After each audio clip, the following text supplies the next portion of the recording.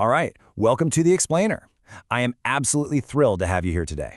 If you're a hall coordinator, whether you're a graduate residence coordinator, a residence coordinator, or a residence life coordinator, this specific explainer was built entirely for you.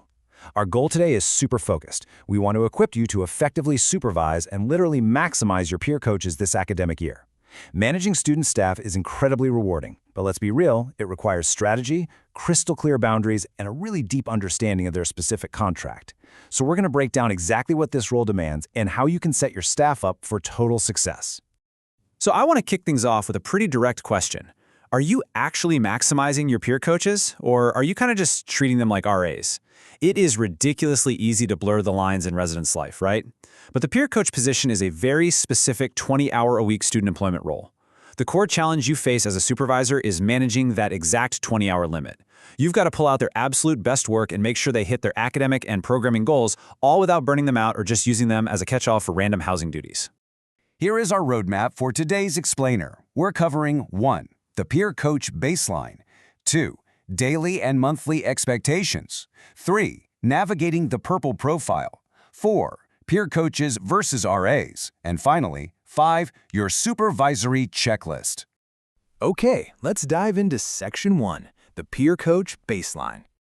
Before we can even talk about what a peer coach actually does in your hall, we have to talk about the strict contractual non-negotiables that keep them in the job in the first place. And the very first crucial number you need on your radar is 3.0. Your peer coaches are expected to have and maintain both a semester and cumulative GPA of 3.0 or higher.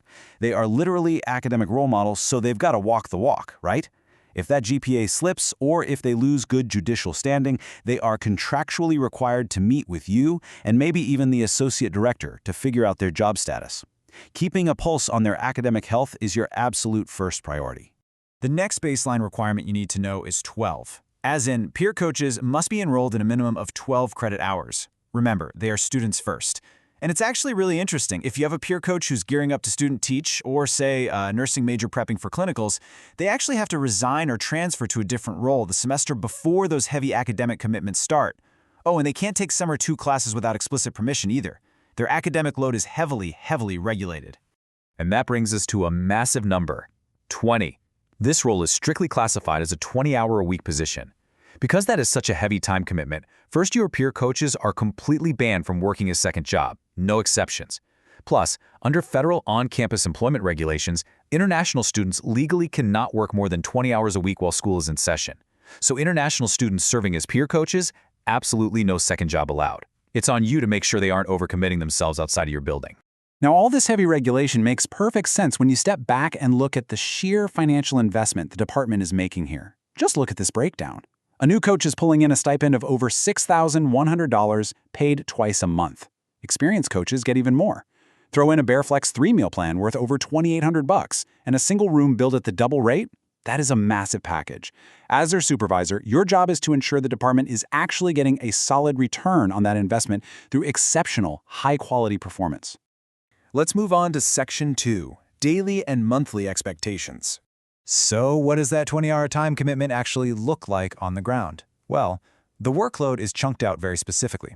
Every single week, your PCs have to knock out 10 in-person office hours between 2 p.m. and midnight, Sunday through Thursday.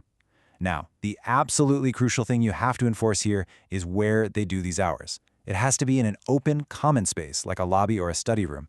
They absolutely cannot be hiding out in their private rooms. On top of that, they've got to log 20 intentional conversations with residents each month, specifically in the fall and spring windows. And to cap it off, they have to lead one program a month in the hall. Alongside the daily grind, your PCs have some hard and fast mandatory commitments. We're talking Monday 8 p.m. staff meetings, non-negotiable. They also have to be at all department-sponsored Welcome Week events, plus whatever initiatives pop up on the Housing and Residence Life Master Calendar. Honestly, if there's a campus emergency, they might even be required to stay on campus to help communicate info to the residents. All right, on to Section 3, navigating the purple profile. Now let's talk about the actual content of those 20 monthly conversations. You can't just let your PCs have random chats about the weather, right? Enter the purple profile. This is the data-driven backbone of their role, and it focuses on these 8 specific areas. Whether a resident is struggling with testing anxiety, financial stress, or feeling homesick, your PCs are the frontline defense. As a supervisor, you have to actively guide their programming and their conversations toward these exact topics, equipping them to handle everything from academic self-efficacy to campus involvement. You also need to keep an eye on the calendar for specific events tied directly to the Purple profile. There are going to be exclusive completion parties in September and February for students who finish their profiles. Also, definitely mark November and April because your PCs are going to be working 2 mornings from 6:45 a.m. to 9 a.m. for freshman course registration events. And look, we all know college students and 6:45 a.m. do not mix well, so actively managing their energy around those early shifts is totally key. Section 4. Peer coaches versus RAs. Now, what's really interesting about this slide is that it's often the biggest aha moment for hall coordinators. We've really got to cleanly juxtapose these two stipended roles. Your peer coaches, they are your academic support specialists. They handle programming, act as referral agents, and manage caseloads of students on academic probation. Your resident assistants, they are all about safety and security. They handle the duty rounds, the health and safety checks, lockouts, the whole shebang. Yes, PCs have to enforce policies if they see something, but they are not your security team. We really don't want to blur these lines. Which brings us to our final section, your supervisory checklist. So, how do you actually keep track of all this without losing your mind? Well, this is where we shift the spotlight onto you.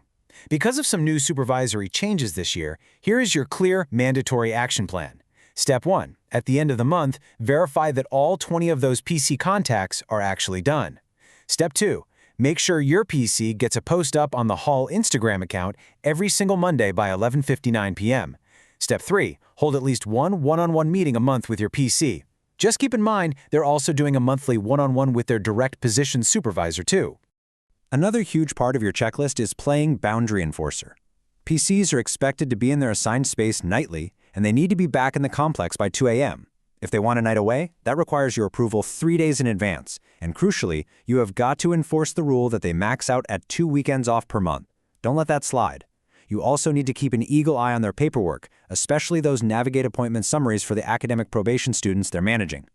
I actually want to read this direct quote straight from their contract, because it highlights just how incredibly high the stakes are here. Quote, PC reappointment and placement is contingent upon performance evaluations. End quote. Reappointment is definitely not automatic. If they drop the ball, they can end up on probation, be forced to quit that second job, or get terminated entirely. And termination means losing their housing within 72 hours and getting banned from HRL jobs for a whole academic year. Your active supervision is quite literally what protects their future in the department. So, as we wrap up, I want to leave you with a final thought to chew on before your next staff meeting. How will you guide your peer coaches to a successful evaluation this semester? You've got the playbook now.